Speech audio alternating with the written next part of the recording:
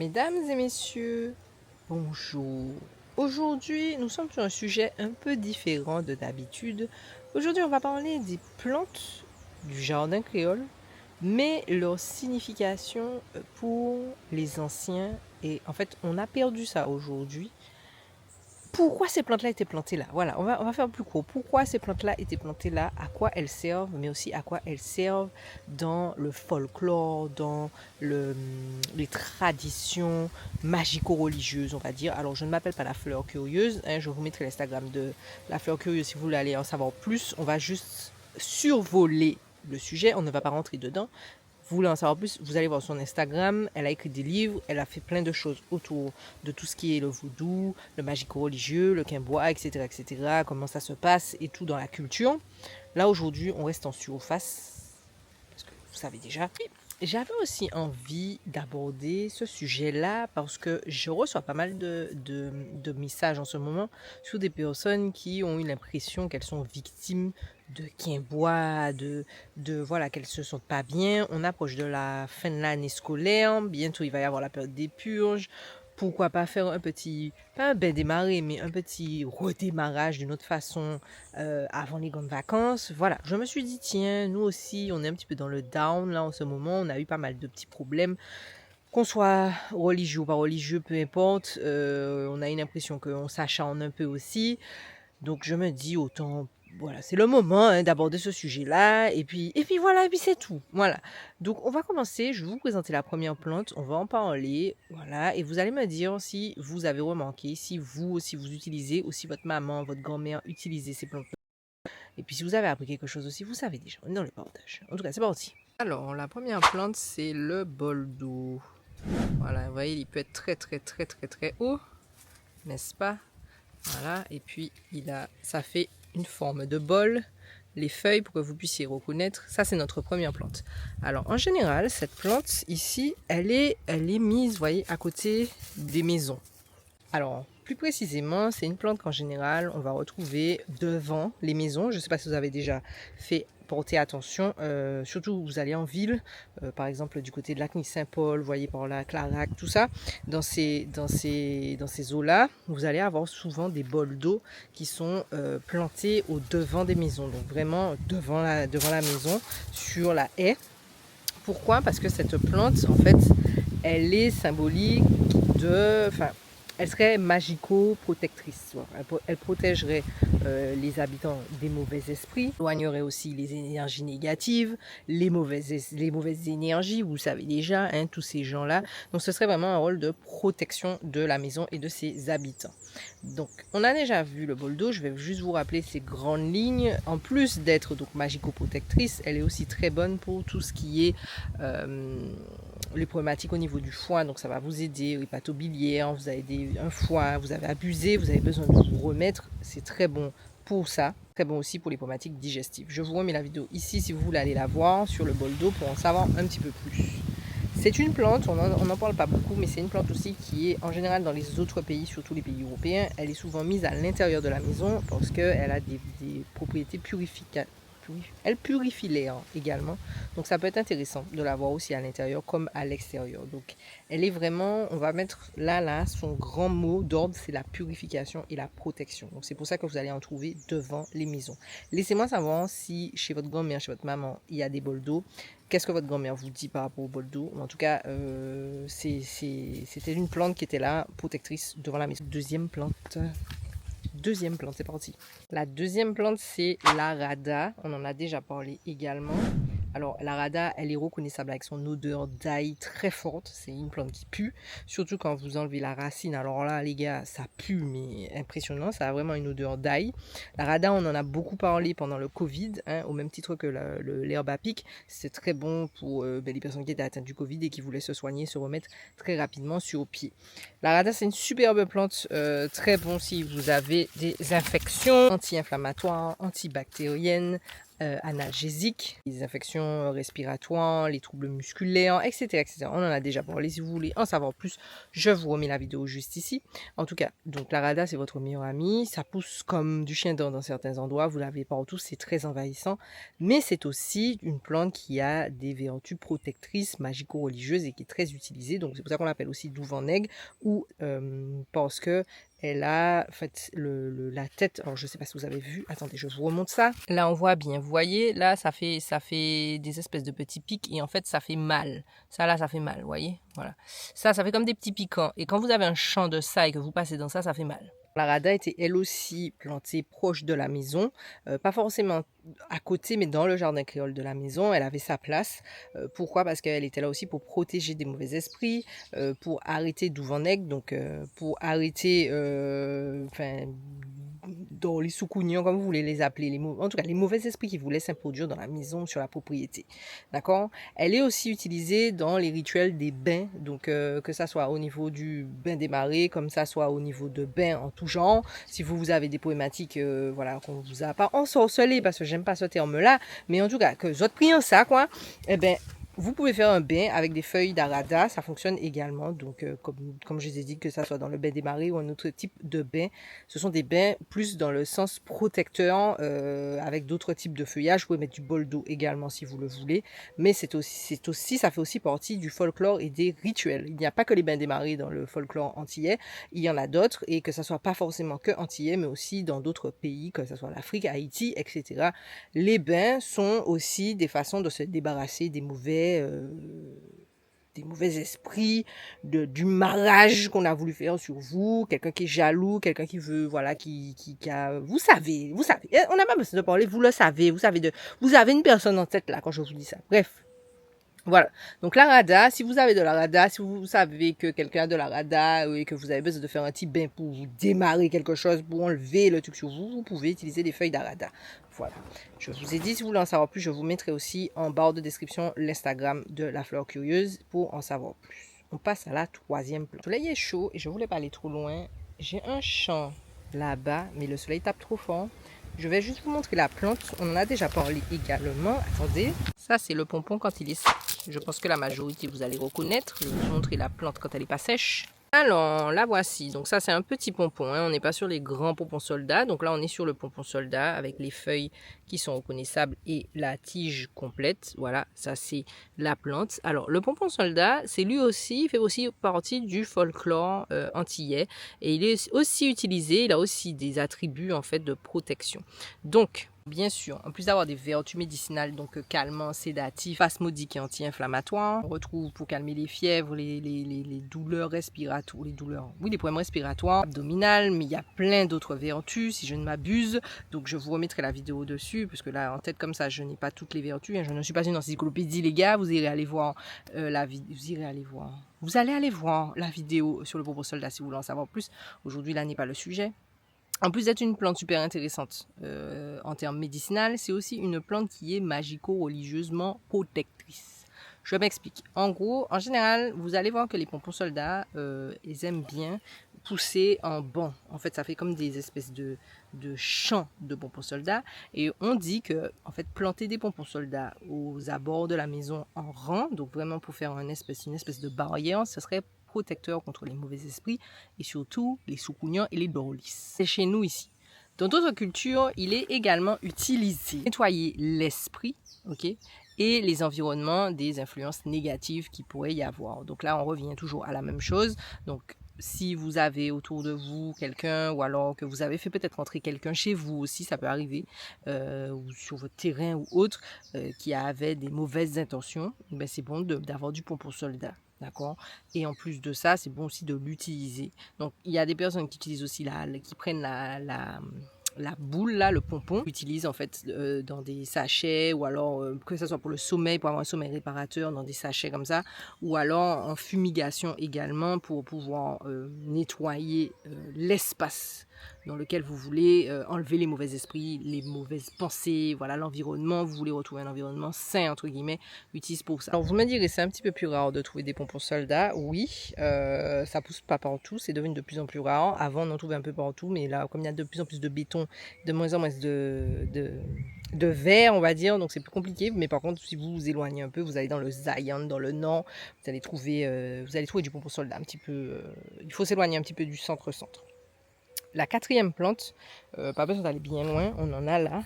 Je ne sais pas si vous avez remarqué, mais chez votre grand-mère, chez votre mamie, chez vos tantes, il y a toujours du basilic. Le basilic, ça ne sert pas juste à bien digérer, ça ne sert pas juste quand vous avez des remontées gastriques, ça ne sert pas juste à faire du pesto. Ça a aussi une image, en fait, ça véhicule aussi quelque chose, ça a aussi son rôle, en fait. Donc, quand c'est proche de la maison, oui, c'est utilisé pour faire du thé, mais pas que. Je suis à côté du basilic sacré. Donc le basilic, comme le framboisin d'ailleurs, qui est un basilic sacré, est souvent utilisé chez nous pour pouvoir purifier, pour pouvoir, en fait, en général, soit vous le faites sécher, surtout le framboisin, et vous le faites brûler comme la fumigation, en fait, avec de la sauge, par exemple. Soit vous pouvez l'utiliser comme ça, d'accord. Et vous prenez et puis vous faites sécher des branches de basilic. Ce que ça va faire, c'est que le basilic a une symbolique qui est la chance, l'harmonie, et certains diraient même l'argent, mais bon, moi je reste plus sur la chance. Si vous avez besoin d'attirer à vous quelque chose voilà, vous sentez que vous n'êtes pas chanceux en ce moment, vous avez besoin d'attirer à vous quelque chose de positif, mettez du basilic. Voilà, utilisez le basilic, plantez du basilic chez vous, plantez du basilic devant la maison, ayez un pot de basilic chez vous, et ça devrait favoriser en fait la chance. Après, encore une fois, ce sont des symboliques. Hein. Je vous dis pas parce que vous allez planter du basilic que ça y est, vous avez gagné l'eau au million, c'est pas ça.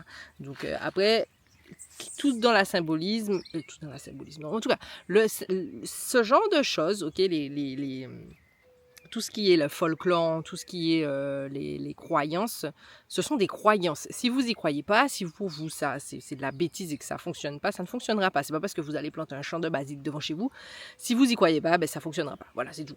Donc dans tous les cas, c'est le mot est bien clair, ça s'appelle croyance. Donc si vous n'êtes pas qu'à quoi, voilà, ça peut y fonctionner.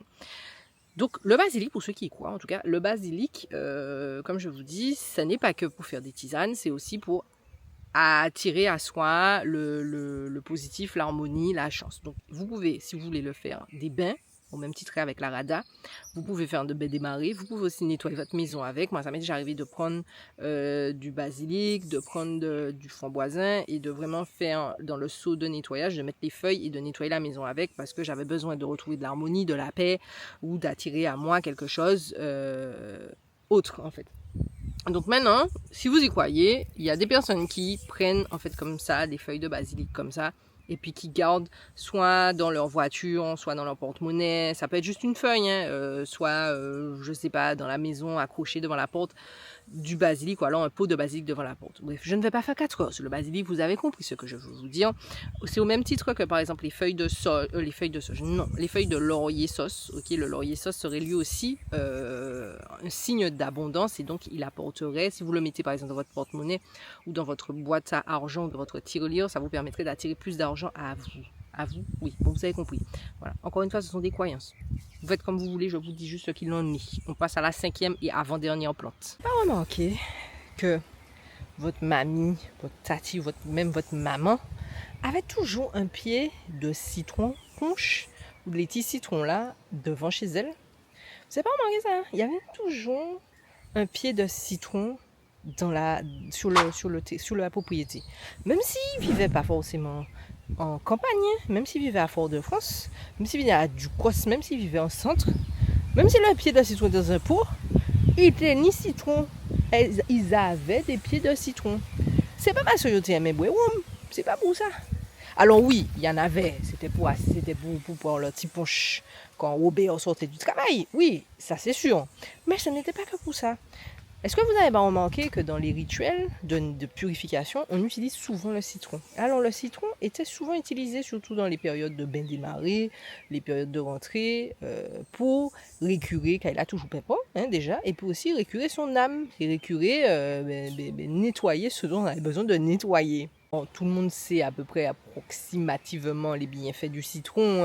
C'est un antiseptique, oxydant, ça permet de mieux digérer. Vous savez, quand le balboudin veut vous prendre, vous buvez un petit peu de citron. Normalement, ça devrait vous calmer. Donc, les ancêtres utilisaient, les ancêtres, c'est pas des ancêtres parce que ça fait genre les Gaulois. Mais bon, vous avez compris. Les anciens utilisaient le citron, ok, au même titre que la feuille et le fruit, pour pouvoir purifier et nettoyer l'aura. Ok, donc l'aura pour nous ce serait l'âme, voilà.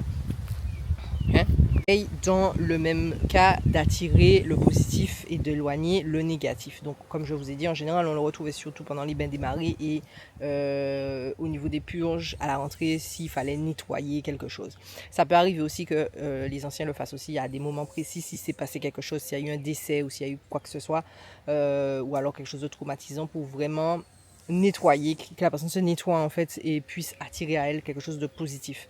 Donc vous voyez, le citron était quand même très présent. Donc c'était des personnes qui avaient tout à portée de main. Ça n'a pas l'air comme ça et ce sont des plantes qui sont tombées un peu dans l'oubli. Et on pense que ouais, le citron était juste là pour faire les assaisonnements. Pas du tout. Il y avait aussi d'autres j'ai du mal aujourd'hui, d'autres utilisations pour cette plante-là. On passe à la dernière plante. Bon, la dernière plante, j'en ai parlé souvent, c'est le guéritou. Vous la reconnaissez parce qu'elle a des petits boutons sur ses feuilles. C'est pour ça que voilà, on pense qu'elle est malade, mais elle n'est pas malade. C'est comme ça qu'elle est. Guéritou aussi, on en a énormément parlé. Je vous remets la vidéo en haut si vous voulez aller voir. C'est une plante qui est géniale. Comme son nom l'indique, ça guérit pas mal de maux du quotidien, que ce soit les grippes, les toux, les règles douloureuses, les problématiques articulaires, musculaires, les arthroses en interne, en externe. On en a parlé en long, en large et en travers. Vous allez voir la vidéo. Mais elle a aussi un rôle dans le folklore. Alors, vous n'allez pas toujours trouver du guéritou partout. Ça, c'est les anciens, les familles qui sont un petit peu plus avancées, on va dire, au niveau des protections. Tout ça, elles vont en avoir. Et ça se perd de plus en plus parce que les gens ne savent plus forcément les utilisations et ne l'utilisent pas forcément. En Guadeloupe, ça s'appelle tabac jaco, d'accord? Donc pourquoi? Parce que ça ressemble à des feuilles de tabac, mais ça n'en est pas. Et ça a une petite odeur, un peu de mélange de sauge. De sauge, c'est assez particulier. Et c'est pour ça qu'il y a beaucoup de personnes aussi qui l'appellent sauge blanche, parce que c'est vrai que ça ressemble à la sauge. Elle est utilisée dans les fumigations, c'est-à-dire, vous savez, les bâtons là, de feuilles séchées en général, qu'on allume un peu comme de l'encens et qu'on vient mettre dans la maison. En fait, vous passez de pièce en pièce. Vous pouvez aussi le faire sur vous. Il y a des personnes qui le font sur eux, mais en général c'est plus pour l'extérieur, pour purifier l'extérieur. Vous pouvez le faire aussi quand vous achetez une nouvelle maison, ou alors quand il y a quelqu'un qui vous a rendu visite et que vous sentez qu'elle a laissé des mauvaises vibrations. Vous pouvez le faire, peu importe à quel moment. Il n'y a pas de moment précis pour le faire. Si vous sentez que vous avez besoin de purifier, vous pouvez faire des fumigations. Voilà, la fumigation, c'est pas que pour les moustiques, c'est aussi pour la purification. Là, en l'occurrence, ça, c'est fait pour ça, c'est fait pour être protecteur et attirer, enfin, faire une barrière contre les énergies négatives. On va dire ça comme ça, c'est mieux. Donc, si vous avez du guéritou, n'hésitez pas à faire sécher. Si vous avez du guéritou séché, vous pouvez le mettre dans un bâton de fumigation et bien sûr faire votre fumigation avec. Bien sûr, vous pouvez aussi l'utiliser en bain. Oui, les bains purificateurs, vous allez souvent le retrouver au moment des bains des marées, comme on l'a dit. Vous pouvez utiliser le guéritou pour apporter à vous le positif et éloigner le négatif. Ça va vous donner de l'abondance, attirer quelque chose de positif vers vous. Vous pouvez l'utiliser dans n'importe quel moment de votre vie. Vous n'êtes pas obligé d'attendre ces moments clés, d'accord? S'il y a quelque chose, si vous n'avez pas de baignoire, vous pouvez l'utiliser à la douche, vous frottez avec et puis relâcher ce que vous avez à relâcher et apporter à vous ce que vous avez besoin d'apporter à vous. Voilà. Il existe d'autres plantes. Je ne vous ai pas tout nommé là d'un coup, d'accord? Parce qu'il y en a beaucoup. L'herba pique en fait partie, le bois d'Inde, le laurier, il y en a plein. En l'occurrence, on s'est intéressé qu'il y a 6. La feuille de tabac aussi, le tabac aussi est aussi une plante qui fait partie du folklore. Il y a des plantes qui font partie du folklore, pas forcément antillais, mais par exemple en Inde, le manguier est très important. Il signifie, il apporte aussi la chance, la paix, etc. Le calme, l'apaisement. Donc on va utiliser des feuilles de manguier, des fois accrochées devant la porte. Voilà. Ça ne fait pas partie que de nos cultures. Il ne faut pas oublier qu'on a hérité de beaucoup de cultures par rapport à l'esclavage. Voilà. Donc tout ne vient pas forcément de chez nous. C'est souvent des choses que vous allez retrouver aussi en Afrique et dans d'autres pays. Il n'est pas la peine de venir vous exciter en commentaire, s'il vous plaît. Si vous n'y croyez pas, ce n'est pas la peine de venir vous dire c'est de la connerie. Comme je le répète et que je fais que de vous le répéter, c'est le mot la croyance. Si vous n'y croyez pas, ça c'est vous. On ne parle pas de religion là, on n'est pas sur la religion là, que ce qu'importe votre religion, que vous soyez croyant ou pas croyant, d'accord, que vous soyez, comment on appelle ça, pratiquant, pas pratiquant, d'accord. Là, on n'est pas sur ça là, on parle juste de spiritualité, on va dire, et de rituels qui étaient faits par les anciens. Voilà, ça n'a rien à voir avec votre religion. Vous pouvez ne pas avoir de religion et faire ce genre de rituel. C'est de la croyance spirituelle, c'est pas de la religion pure. Voilà. En tout cas, je vais m'arrêter là, d'accord. Laissez-moi savoir si ça vous a plu. Comme je vous ai dit, je ne suis pas un professionnel. Non. Je ne suis pas une professionnelle du sujet. Il y a des personnes qui sont plus affûtées là-dedans, qui sont allées vraiment en profondeur, qui ont fait vraiment des recherches, beaucoup de recherches. Moi, je vous dis juste ce que en surface. Si ça vous intéresse, ce genre de sujet-là, et que vous voulez planter en fonction de ça, allez voir ces professionnels-là. Voilà. Comme d'habitude, petit pouce, petit partage, petit commentaire. Laissez-moi savoir. Vous avez vu? Est-ce que vous avez vu que là, les commentaires commencent à être répondus petit à petit? Est-ce que vous avez vu? Je ne dis pas plus. Je n'en dis pas plus. Voilà. Donc, vous pouvez lâcher des commentaires. Ils seront répondus. Voilà. Tout simplement. Sur ce, je vous souhaite une bonne journée. Paix, courage, honneur. Que je vous envoie des ondes positives. Voilà, on s'envoie des ondes positives. Voilà, c'est tout ce que je dis. Soyez de bons humains. Soyez de bons humains, s'il vous plaît. Voilà, parce qu'il y a assez de bordel en ce moment dans le monde. Soyons de bons humains.